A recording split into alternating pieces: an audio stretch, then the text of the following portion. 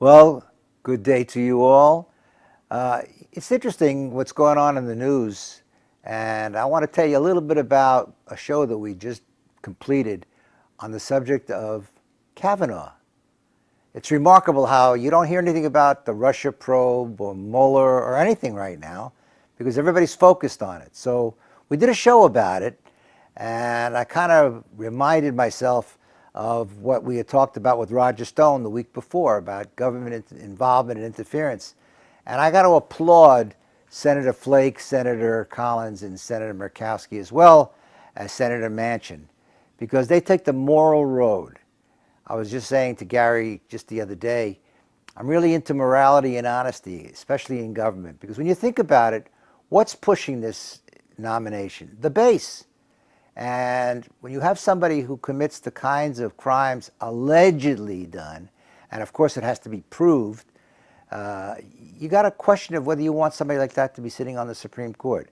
As I've said many times before, I'm not political, I'm not a Democrat, I'm not a Republican. I like to just evaluate everything and take all the facts and come up with some kind of legal conclusion, which is what I've been trained to do. And if you look at it right now, the testimony of Dr. Ford was, according to President Trump, very credible. I agree with him.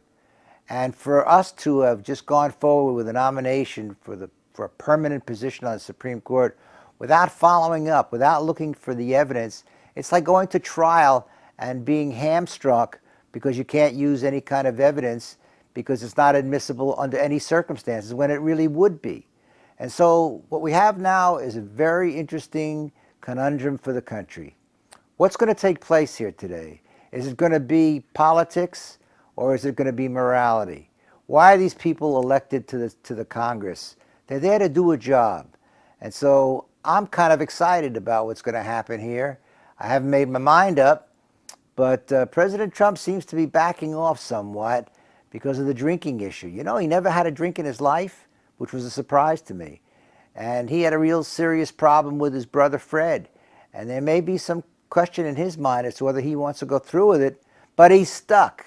He's got to deal with the base who want this guy under any circumstances. It's the same base that is telling him from time to time what they want. They don't much care about his personal proclivities. They just like the agenda. And so I congratulate Senators Murkowski, Collins, and Flake for doing the right thing. Anyway, the show is very good. I think you'll find it interesting and informative. So take a look. Just go to the website, which is judgeherbdodell.us, and click on the show, which was on Monday, September the 25th, I think it was. October 1st. October 1st. Okay. God, time goes so fast.